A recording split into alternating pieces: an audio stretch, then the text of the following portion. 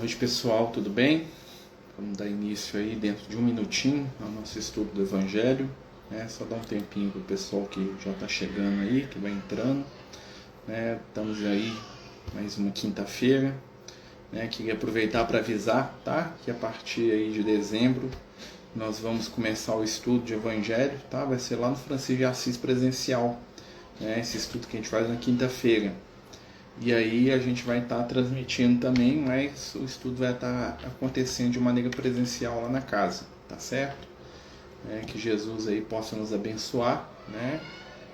Só mais um minutinho enquanto a gente vai esperando aí os companheiros que vão chegando, né? As pessoas que estão participando aí, né? Sejam todos bem-vindos, né? Lembrar a todos aí que o nosso estudo de Evangelho, né, nós estamos chegando aí nos últimos capítulos do Evangelho de Mateus, né? Então nós estamos aqui no capítulo 27, né? Nós pegamos lá desde o início, né? E estamos continuando aí, né, esse estudo. Né? O objetivo desse estudo é trazer o Evangelho à luz da doutrina espírita, né, com os conceitos da doutrina espírita, né, da espiritualidade amiga, né, pedindo aí que eles nos ajudem, né, nesse trabalho de estudo, de aprendizado, de entendimento, né, acima de tudo. Né, que Jesus possa nos abençoar, nos envolver, né, e vamos dar, né, início aí, né, só mais um minutinho aí para esperar o pessoal que está chegando. Lembrando, né, gente, toda sexta-feira também a gente tem tratamento espiritual aqui pelo Instagram, né, quem está assistindo aí pelo YouTube, pelo Jitsi também, né, toda sexta-feira através do Instagram aqui do Amigos do Caminho nós temos tratamento espiritual, né, às 8 da noite, tá? Lembrar a todos aí, né, que quiserem participar, né, amanhã nós estamos a partir das 8 aí com tratamento espiritual. Então a gente está se preparando aí, né, só mais um minutinho aí enquanto os companheiros que vão chegando aí para participar, né, vão se aproximando, vão participando com a gente. Lembrar que o estudo ele é aberto, né, gente? Quem quiser perguntar, falar, né, trazer suas opiniões aí, fique à vontade, né? Só mandar ou via mensagem ou entrar aqui no chat aqui, tanto do Jitsi quanto do Instagram, quanto do YouTube, né? Se tiver alguma pergunta, a gente vai ler, né, e nós vamos conversar sobre, né? O objetivo do estudo do Evangelho não é só falar sobre o tema, né? É ser uma espécie de, né, de isca, né, puxando, né, questões, assuntos, situações que possam estar conectados com essa realidade, tá bom, pessoal? A gente já vai dar início, né? Pedir a Jesus que possa nos abençoar, né? Pedindo ao Cristo que neste momento nos envolva com seu amor, com a sua luz, que possamos juntos desenvolver os valores do Evangelho, trabalhar, aprender, iluminar o nosso caminho. Mestre amigo, abençoa a nossa casa, a nossa família, aqueles que amamos e aqueles companheiros que necessitamos aprender a amar. Fique conosco, Senhor, na caminhada, no entendimento, na luz e no amor. Que assim seja, graças a Deus. Então, pessoal, né, vamos dar início aí, mais um estudo de Evangelho, né?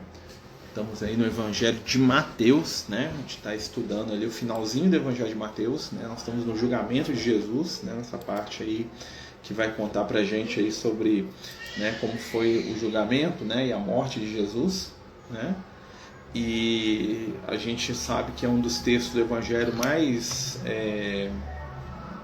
tocantes, né? Porque a morte do Cristo é extremamente tocante, apesar de que, né, junto da ideia da morte, né, vai vir também a ideia do renascimento, né, da ressurreição de Jesus, né, que é a continuidade da vida do Messias, né? Jesus continua vivo, né? Jesus continua aí, né, ativo, vivo, presente, né? E isso é muito importante aí para o nosso entendimento, né, do Evangelho, das questões do Espírito imortal, né, gente? Lembrar sempre disso, né? Jesus continua acima de tudo vivo, né? Então vamos dar seguimento aí, né? A gente vai começar com a leitura aqui, né? Lembrando que Jesus estava na casa do Caifás e nós terminamos na semana passada, né, falando sobre a negação do Pedro, né? O Pedro nega Jesus e ali termina, né, o texto do Evangelho ali, né? e ele passa a noite ali na casa do Caifás, né, da família dele lá, né, sendo armado uma situação ali para condenar Jesus. Ou seja, sempre lembra isso, né? Jesus ele não é morto dentro do escopo legal ali do judaísmo, né? Teria que reunir o sinédrio, teria que ter um julgamento, né? Então ali Jesus estava sendo condenado por alguns poucos membros, né, da elite religiosa, né? As lideranças mais efetivas, com certeza, né? Porque é o sumo sacerdote, outros, né?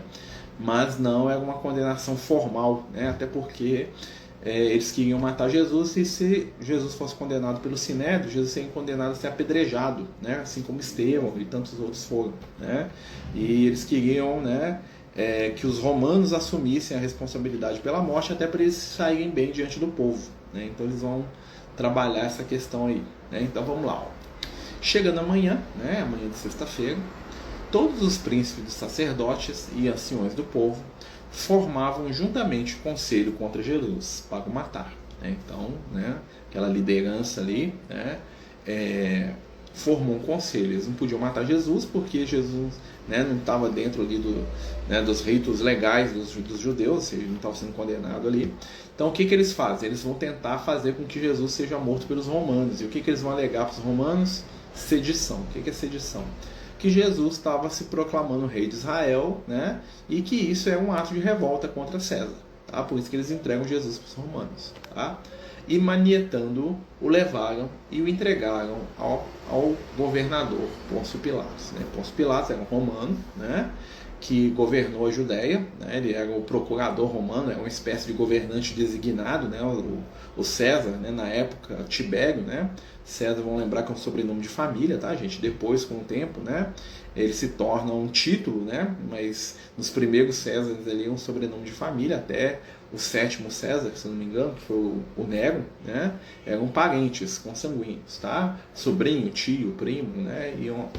Então, na época de Jesus, né, o imperador romano era o Tibério, né, que tinha graves problemas mentais, segundo, né, se consta ali, extremamente cruel, arrogante, agressivo, né, tinha ali mania de perseguição, né, então assim, o Tibério era um companheiro bem, né, desequilibrado. E o Tibério tinha nomeado, né, assim como em vários locais, né, o que acontecia?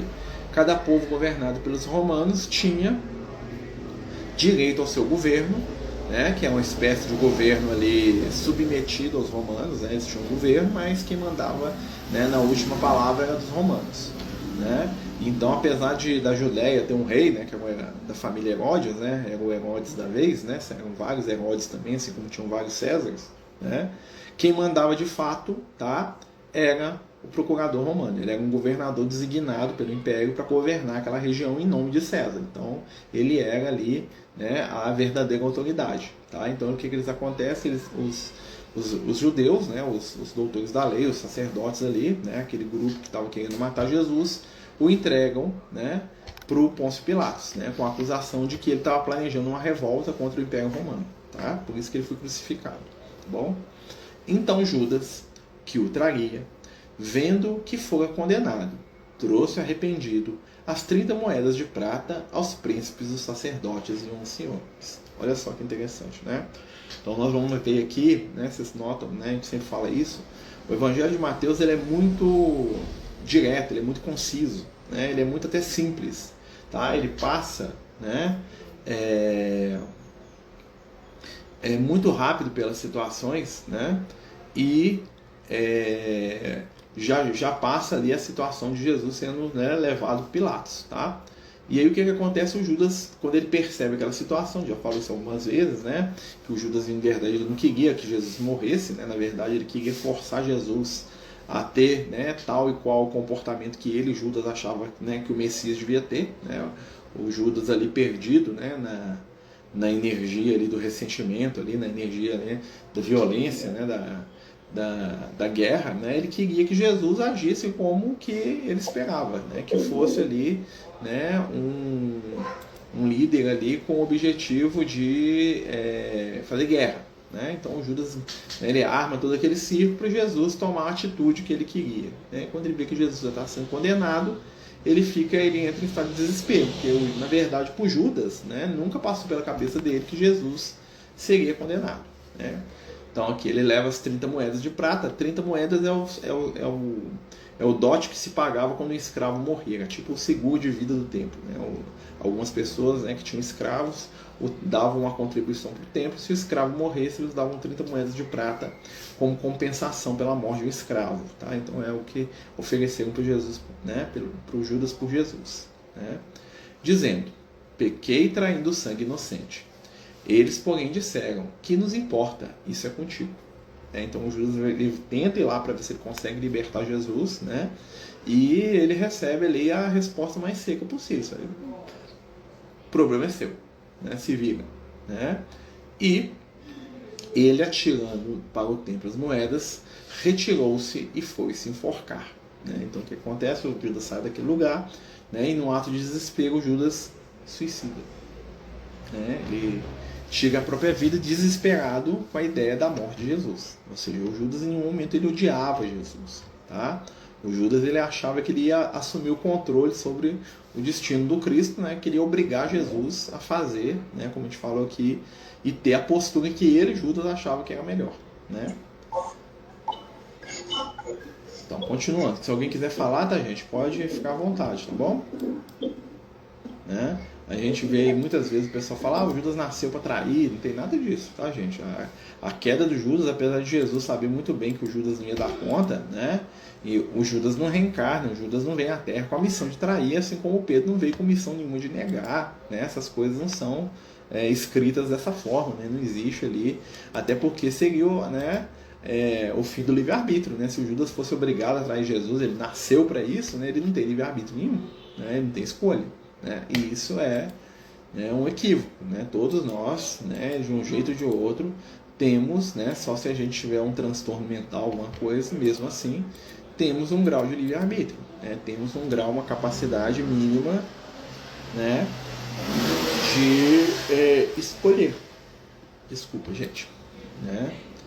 E os príncipes e sacerdotes, tomando as moedas de prata, disseram, não é lícito colocá-las no cofre das ofertas, porque são preços de sangue. Ou seja, eles pegaram a moeda, cataram tudo, né? Eles falaram assim, a gente não pode colocar no tesouro do templo, porque isso aqui é um dinheiro maldito, né? Um dinheiro de sangue. Né? E tendo deliberado o conselho, compraram com elas o campo de um olheiro. Olheiro é quem mexe com barro, tá, gente? Para sepultura dos estrangeiros. Né? Então o que eles fizeram? Pegaram aquele dinheiro, eles tinham uma demanda, uma necessidade de criar um lugar para enterrar os estrangeiros, né? Porque os estrangeiros não podiam ser enterrados junto com os judeus, né? Por causa das questões de crença, de religião, né? E os judeus não permitiam que os estrangeiros fossem enterrados com eles. Então o que eles fazem? Né? Eles pegam esse valor que o Judas jogou fora, vamos dizer assim, e eles usam esse dinheiro para poder criar ali um cemitério, né? Comprar um espaço ali para fazer um cemitério para o estrangeiro. Tá? Isso tem um simbolismo muito interessante, né? Porque o estrangeiro é mal visto, né? Então um dos que vai ser enterrado ali é o próprio Judas. Né? Por isso foi chamado aquele campo até o dia de hoje, né? O dia de hoje, quando o Mateus escreve, tá, gente? Não é o dia de hoje, né, 2022, porque o Mateus escreveu isso há 2000 anos atrás, né? Até o dia de hoje, de campo de sangue. Né? Por que é o campo de sangue? Né? Porque é o mesmo lugar onde o Judas suicida, tá? E é o lugar onde eles transformam um cemitério para pessoas que são estrangeiras, ou seja, que não são judias. Tá? Então se realizou o que profetizara Jeremias. Tomaram as 30 moedas do prata, preço do que foi avaliado, que certos filhos de Israel avaliaram. Jeremias fala, né? E deram-nas pelo campo do olheiro, segundo o Senhor me determinou. E Jesus foi apresentado ao presidente. O presidente é o governador romano, tá, gente? É o Pôncio Pilatos. E o governador o interrogou, dizendo, és tu rei dos judeus? E disse-lhe Jesus, tu o disseste. Né? E é interessante aqui, né, mais uma vez, lembrar, que toda aquela conversa de Jesus e o Pilatos sobre o que é verdade, né? O que acontece, o que tem aquilo, né? Não aparece aqui, né? Em nenhum momento aparece. Não aparece a história da esposa do Pilatos, né? Que sonha com Jesus e vai lá tentar, né? Nada disso aparece aqui no texto do Mateus, tá? É bem singelo mesmo, bem direto, né? E Jesus falou que ele era o rei dos judeus, né? Porque os judeus ali é uma representação espiritual, né? Não tem a conversa de Jesus falando que o meu reino não é desse mundo, nada disso, né? Secamente ali 2 palavras só, né? O Mateus ele não registra, né, profundidade daquela conversa. Disse-lhe, né, e sendo acusado pelos príncipes e sacerdotes, nada respondeu. Disse-lhe então Pilatos: não ouves quanto testificam contra ti? E nenhuma palavra respondeu. De sorte que o presidente estava muito maravilhado, ou seja, Jesus estava caladinho, né? Então Jesus não tentou se defender, não tentou argumentar com Pilatos, né? E isso deixou Pilatos assim, né, com o pé atrás da orelha. Ele falou assim: o que é isso? Né? Tipo assim, ele não entendeu o comportamento de Jesus, né? A maravilha aqui, né, no sentido de que ele não estava entendendo o que Jesus estava fazendo naquela situação, né? Por que ele não se defendia, né?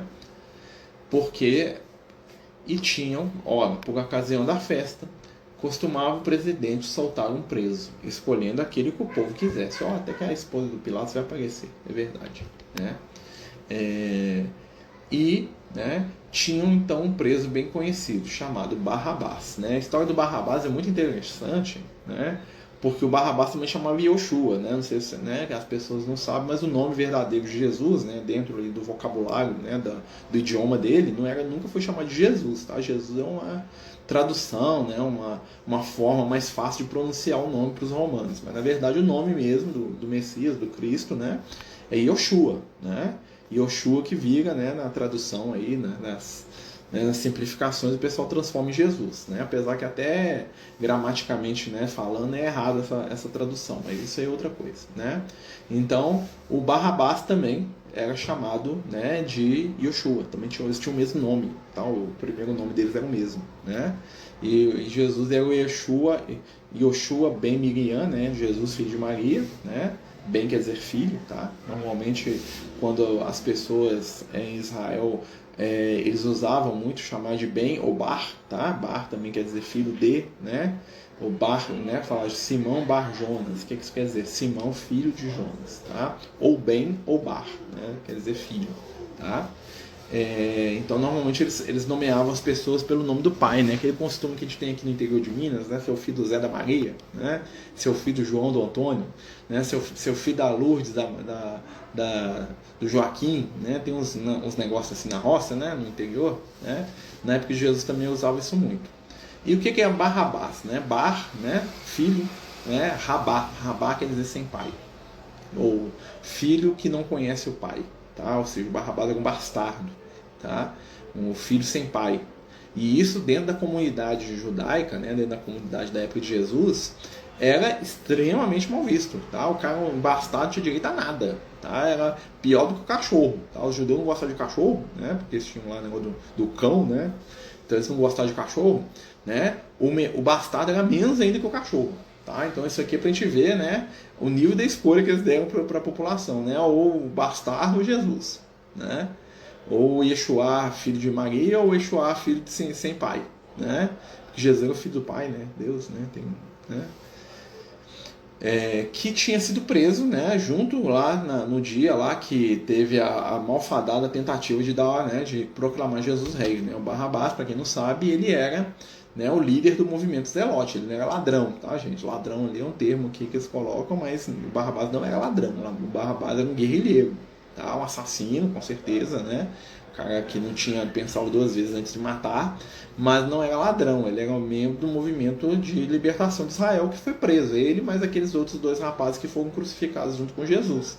Todos eles são, né, zelotes, né, que era o nome dos guerrilheiros lá que eles davam, né, pessoas perigosíssimas, diga-se de passagem, né, porque sabia que por inveja o haviam entregado, né? O Pilatos, que não era bobo nem nada, percebeu, né, que Jesus estava ali não era porque ele tinha traído ao César, que ele queria ser rei de Israel, nada disso, né? Tanto é que pergunta para Jesus exatamente isso, né? Porque se Jesus falasse que ele era rei do jeito que o Pilatos queria, é como se o Jesus estivesse, né, confessando que ele estava tentando dar um golpe no Império Romano, tá? Mas assim, o Pilatos, que não era bobo nem nada, ele já tinha ouvido falar de Jesus, né? Porque eles eram muito bem informados sobre tudo que acontecia, né? O Pilatos sabia que a questão de Jesus com os doutores da lei, os sacerdotes, era uma questão de briga religiosa deles. Não que Jesus brigasse, né? Mas é uma questão de inveja religiosa, né? Então chegou uma mocinha aqui, boa noite, pessoal. Boa noite, deu boa noite. Né? Então, assim, é uma questão de briga religiosa entre eles. Né? Mas, estando assentado no tribunal, sua mulher mandou lhe dizer, aqui, né, eu confundi, realmente ela fala aqui, mas não com os detalhes, né? Não entres na questão desse justo, porque num sonho muito sofri por causa dele, né? A esposa do Pilato, chamava Cláudia Prócula, tá? Ela era judia, tá?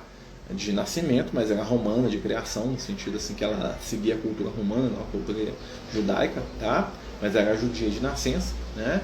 Ela teve um sonho, nesse sonho, né? Ela viu a condição de Jesus e ela ficou ali assustadíssima com aquilo, né? Ela achou que Jesus era um Deus, né? Tanto que ela fala isso para Pilatos, né? Em várias outras menções, né? Existem relatos da reencarnação do Barrabás ou Dimas, o bom ladrão? Não, não tem, nenhum, tá? São personagens que desapareceram, aí, como diria o Emmanuel, na poeira dos séculos. Não tem nenhum tipo de informação espiritual sobre nenhum dos dois, né? Apenas que, né, assim como Barrabás era um apelido, né, o filho sem pai, né, Dimas também é um apelido, tá, gente? Dimas e Gistas, né, que quer dizer bom e mal, né? Então, assim, não tem o nome deles de verdade, ninguém sabe. Isso aí é a tradição que, né, bom ladrão, mau ladrão, né? Então, né, bom ladrão porque ele pediu, mas assim, né, que era um rapaz novinho e tal, que a espiritualidade fala, mas que era também um criminoso, um assassino, igual o Barrabás, né? Era para ser os 3 crucificados, né? Jesus entrou no lugar do Barrabás, coitado, né? Mas os príncipes dos sacerdotes e anciões persuadiram a multidão que pedisse Barrabás e matasse Jesus, né? Então os sacerdotes aproveitaram ali o momento, né, e fizeram com que a multidão, né, pedisse que Jesus fosse morto e o Barrabás, né, se fosse solto, né? E respondendo, o governador disse-lhes: qual desses dois quereis que eu vos solte? E eles disseram, Barrabás. Isso aqui também é muito polêmico, tá, gente? Porque a maioria dos historiadores, eles não falam, eles falam que não existia essa prática, tá, de soltar alguém na Páscoa. Isso aí é um trem que só aparece aqui, tá? Só na Bíblia, tá? Nos manuais de justiça do Império Romano, essas coisas, não tinha nenhuma prática dessa, tá? Isso é, muitos historiadores acham que isso aí nem aconteceu assim desse jeito, né? Mas a gente tem aí informação, né? Mas a gente tem que falar, né? Até para a gente poder ter essa visão crítica do texto, tá? Então, olha só. E disse-lhes Pilatos: que farei então Jesus, chamado o Messias, tá? Ou Cristo, né? Cristo é um termo que vem depois, né? Disseram-lhe todos: seja crucificado, né? A crucificação era a punição que os romanos davam para os criminosos de Estado, ou seja, as pessoas que atentavam ou atacavam o Império Romano, tá? Um criminoso comum, né, os sacerdotes poderiam mandar apedrejar ele até a morte, né? Mas como não havia consenso entre os sacerdotes contra Jesus, né, Jesus não ia ser apedrejado. Então o que eles fizeram? Eles deram uma vamos dizer assim, eles torceram a lei, aproveitaram dos romanos e falaram: esse cara aqui está planejando um golpe aí, você tem que matar ele, né? O presidente, porém, disse-lhes: mas que mal fez ele? E eles mais clamavam, dizendo: seja crucificado. Então Pilatos, vendo que nada aproveitava, ante o tumulto que crescia, tomando água, lavou as mãos diante da multidão, dizendo: estou inocente do sangue deste justo, né? Um ritual simbólico, tá? Dos romanos, né? Considerar isso, tipo assim, a culpa desse negócio aqui é meu, não, tá? E respondendo todo o povo, disse: o seu sangue caia sobre nós e sobre os nossos filhos. Que também é algo controverso. Será que eles falaram isso mesmo? Né? Até porque eles estão se amaldiçoando aqui, né? É uma prática muito estranha, né? É assim, né? Então seguro. Não? Tá bom. É dengo. Então vamos lá. Continuando, né, gente? E respondendo o povo, disse: que o sangue caia sobre nós e nossos filhos. Então soltou-lhes Barrabás, e tendo mandado açoitar Jesus, entregou-o para ser crucificado. É interessante que Nos outros evangelhos, Jesus ele é flagelado antes do Barrabás ser solto, tá? Então o Pilatos tenta fazer isso para ver se, né? Se bem que a flagelação já matava, tá, gente? O Jesus ali, quando ele foi flagelado, né? O estado físico que ele ficou, ele ia morrer daquilo ali. Não tinha como ele sobreviver àquilo ali, que é uma coisa assim monstruosa, né? A flagelação. Ninguém sobrevivia, tá? Ele ia morrer com horas. Né? Tanto é que Jesus morre muito rápido na cruz. Tá? Ele morre com menos de 6 horas, Jesus já tinha desencarnado. Era comum, quando as pessoas eram crucificadas, né, que elas ficassem semanas crucificadas. Né? Era uma forma de morte feita para a pessoa sofrer muito. Tá? Era comum mesmo, a pessoa sobrevivia às vezes semanas na cruz. Tá? Mas Jesus estava tão debilitado, tão arrebentado de tanta violência que ele tinha sofrido na flagelação, que ele morre com menos de um dia. Né? Metade do dia ele já estava morto. Né? 3 horas da tarde Jesus já tinha desencarnado. Isso aqui é 9 horas da manhã. Tá? Então vocês imaginam. Né? Então assim, para você ver o nível da situação. Né?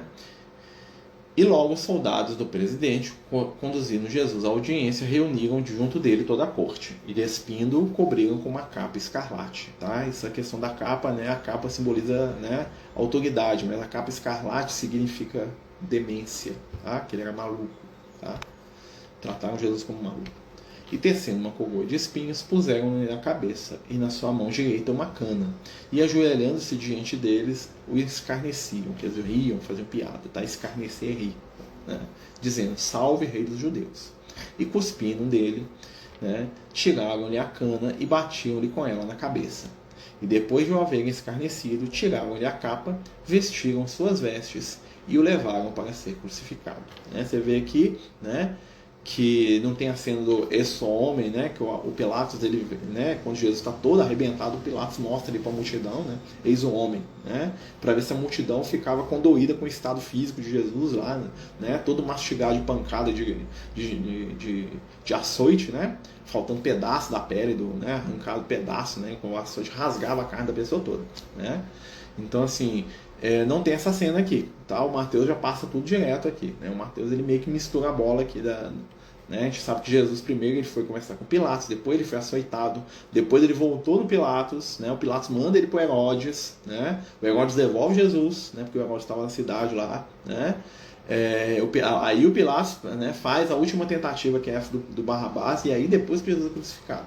Aqui o Mateus já corta a história, que o Mateus é, né, sintético, né?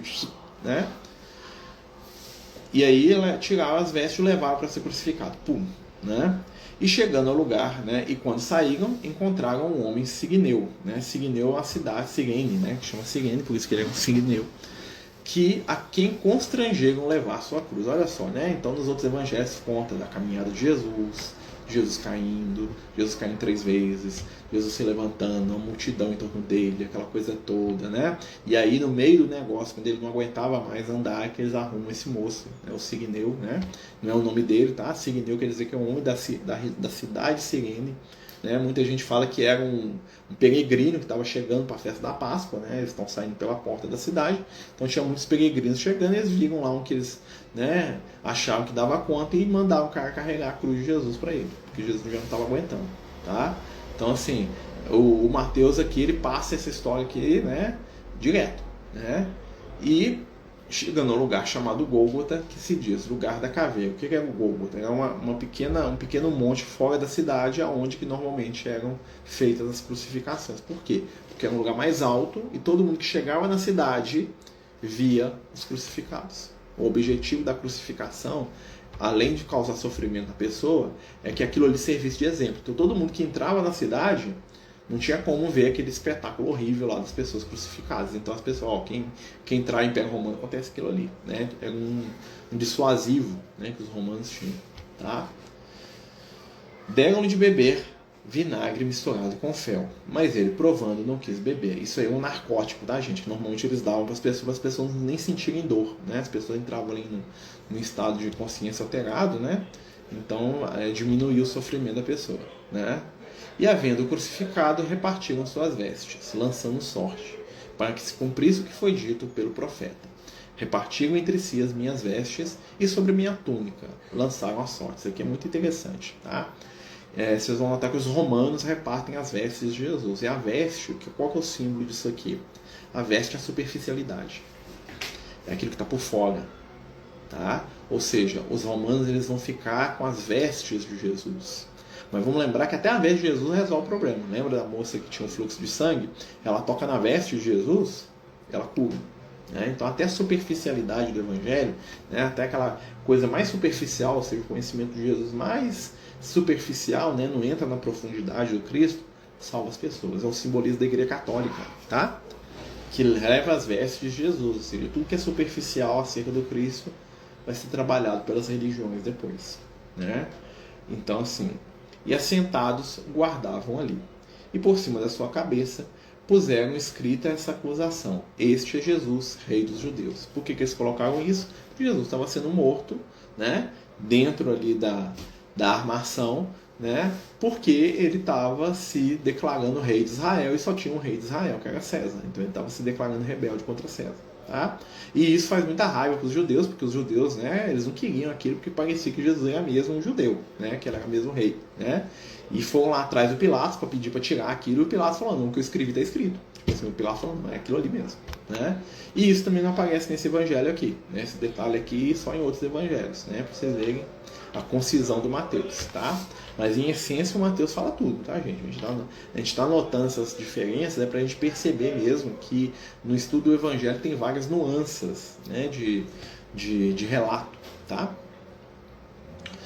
E foram crucificados com eles 2 salteadores, né? Não são salteadores, são membros dos zelotes, um à direita e o outro à esquerda, né? Aqui, ó. E dizendo: e os que passavam por ele maneavam as cabeças blasfemando, dizendo: tu que destróis o templo e em 3 dias o reedifica, salva-te a ti mesmo, se és filho de Deus, desce da cruz. Né? Então, porque Jesus falou que destruiu o templo e reconstrói em 3 dias. Né? O templo que ele está falando é o corpo dele. Né? Destrua este templo, em 3 dias eu reconstruo ele. Ou seja, Jesus está falando que ele é, né, continuar vivo. Né? Só que eles entenderam aqui do jeito torto deles. Né? E ficavam lá falando: se você é filho de Deus, desce da cruz, né? Faz um milagre aí, né? Então, né?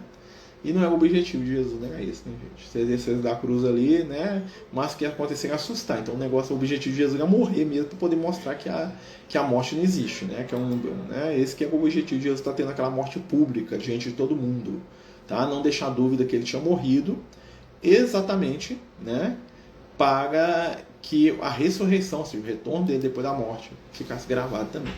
A questão do signinho tem algum simbolismo mais profundo. Tem a questão do auxílio. Né? O signinho é aquele que ajuda. Né? Até Jesus recebeu ajuda, quando mais nós precisamos, mais que ele. Né? O signinho é a representação do auxílio que vem. Né? O signinho que nos ajuda a carregar a cruz. Né? Tem essa representação. Confiou em Deus, aqui, ó, salvou os outros e a si mesmo não pode salvar-se. Se é o rei de Israel, desce agora da cruz e creremos nele. Confiou em Jesus, confiou em Deus, livre-o agora. Se o ama, porque disse: sou filho de Deus. Né? Então eles ficavam blasfemando de Jesus, né? Tripudiando dele. E os mesmos que lançaram também em rosto os salteadores que estavam com eles crucificados. Olha que interessante, né?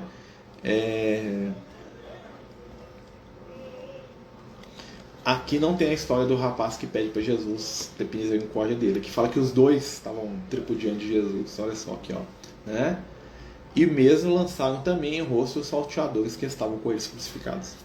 Nada da história do rapaz que pede: me perdoa, não tem nada disso no Evangelho de Mateus, tá? Quer dizer que isso não aconteceu? Não, quer dizer que o Mateus não considerou isso. Talvez o Mateus não estivesse presente ali no momento, né? Então ele ouviu falar, né? Ele devia ter escondido, e ele relata aquilo que ele sabia. Ele não sabia de todos os detalhes. O João Evangelista estava lá, né? Relata muita coisa. Ele relata, né, a questão dos ladrões. Ele relata Jesus pedindo água, né? Ele relata Jesus conversando, né, com ele e com Maria: filha, és tua mãe, mãe é teu filho. O Mateus não sabe nada disso. No Evangelho dele, pelo menos, ele não coloca isso, tá? Porque, né, é uma informação que ele não tinha, ou então ele não considerou relevante para escrever, né? E desde a hora sexta houve trevas sobre a terra, até a hora nona. A hora sexta é meio-dia, tá, gente? A hora sexta é meio-dia, porque os judeus contavam o tempo a partir do nascer do sol. Então a hora primeira, 7 horas da manhã. A hora segunda, 8 horas da manhã. A hora terceira, né? Hora sexta, meio-dia, tá? Até a hora nona, 3 horas da tarde, né? Houve trevas sobre a terra. Né? E perto da hora nona, exclamou Jesus em alta voz, dizendo: Eli, Eli, lama sabachthani. Isto é, Deus meu Deus, por que me desamparaste? Né? Isso aqui, né, muita gente entende que Jesus está reclamando com Deus. Não é, gente. Jesus estava recitando um salmo. Isso aqui é um salmo do profeta Elias. Tá? É um salmo, né, do profeta Elias, do rei Davi, né, que fala: Deus meu Deus, por que me desamparaste? Ele começa assim, depois ele faz uma, tipo assim, ele louva a bondade divina no final. Só que como Jesus estava muito debilitado, ele só conseguiu recitar o início do salmo. É como se a pessoa quisesse rezar o Pai Nosso, começa: Pai Nosso, está no céu. Parou, não aguenta. Né? Os judeus, a oração dos judeus, normalmente, tá, era recitando salmo. Eles recitavam as preces, eram preces prontas, né, que eram salmos. Então Jesus está recitando uma prece, tá, da cultura dele, do povo dele. Né? Hoje as pessoas escutam isso e leem e falam assim: não, Jesus está brigando com Deus, Deus abandonou Jesus, Jesus está desesperado. Não, não é isso não. Ele estava só fazendo uma prece. Né? E alguns dos que ali estavam ouvindo diziam: este chama por Elias, né? Porque era um salmo predileto do Elias. Então, então é como se ele estivesse invocando o profeta Elias, né? Então ele estava recitando um salmo que o Elias gostava, tá? Né? E logo um deles, tomando a esponja, embebeu-a em vinagre e, pondo numa cana, dava-lhe de beber. Outros, porém, diziam: deixa, vejamos se Elias vem lembrar, ou seja, se Elias desce do céu para salvar Jesus. Olha o nível, né? Jesus, clamando outra vez com grande voz, rendeu o espírito. Olha que interessante, né? Não tem a fala do Pai, perdoai-os porque não sabem o que fazem. Não tem a fala dele com João e com Maria.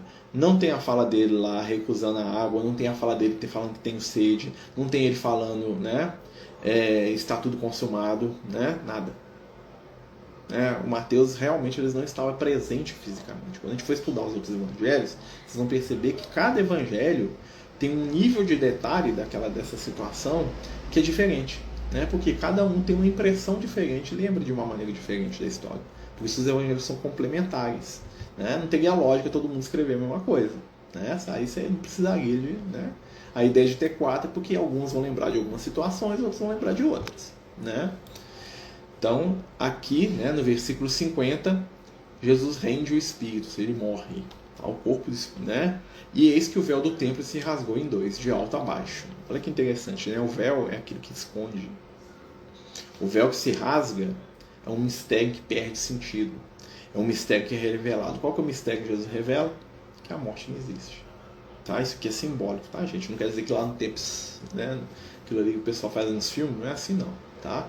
O véu do templo quer dizer aquilo que é um conhecimento que ninguém tinha, que era um conhecimento escondido, né? Com a morte de Jesus, as pessoas descobrem qual que é, a vida continua. Tá? E eis que o véu do templo rasgou-se em 2, de alto a baixo, ou seja, a verdade vem de cima para baixo, e tremeu a terra. O que é tremer a terra? Né? A nossa intimidade, né, modificou, tremeu. Fenderam-se as pedras, ou seja, aquilo que era seguro modificou. Qual que é o conceito? A morte não existe. Né? É isso que o Cristo ele vai trabalhar com a gente. Né? É esse conceito poderoso que Jesus vai trazer e que vai ser, né, vamos dizer assim, a pedra de toque do Evangelho. Né? Por que, né, aí a gente tem que passar para essa parte. Por que Jesus morreu? Né? Jesus morreu para salvar a humanidade de um pecado, né? Que é não, Jesus morreu para demonstrar que a morte não existe. O objetivo do Cristo é ter uma morte pública, uma morte incontestável na frente de todo mundo, tá? Não era masoquismo, tá? Jesus não fez aquilo porque ele queria, que ele gostava. Ele fez aquilo porque ele queria consolidar a certeza de que ele ia voltar. Tá? O objetivo de Jesus é consolidar nas nossas consciências, na nossa intimidade, a certeza de que a morte não existe. E ele nos ensina isso através do seu desencarne. A morte violenta de Jesus, né, nos ensina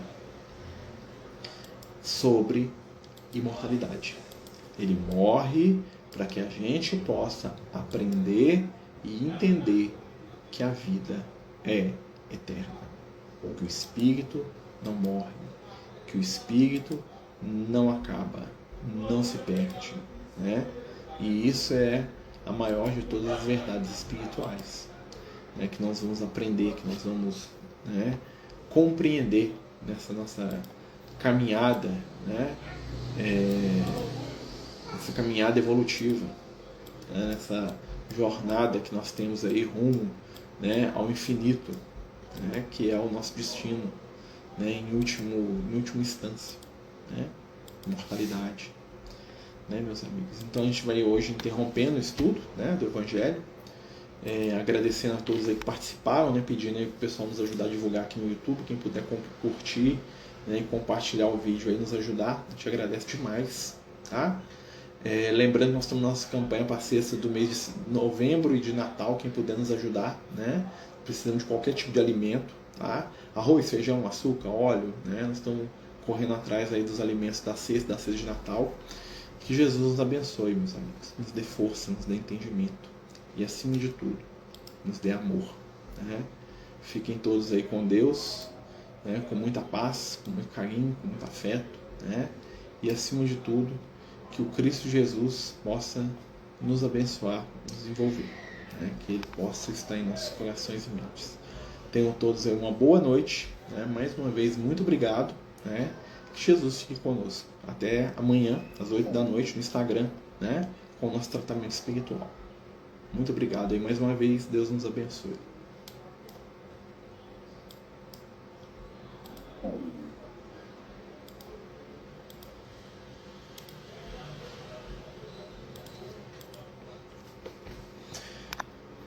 Boa noite. Deus abençoe a todos nós. Boa noite, amigos. Os Amigos do Caminho apresentam sua primeira obra literária, Versos do Caminho, uma compilação das mensagens do nosso amigo espiritual Lucas, à venda pelo WhatsApp 31 98827 3218. Toda a renda será destinada para o projeto Neurodiversos.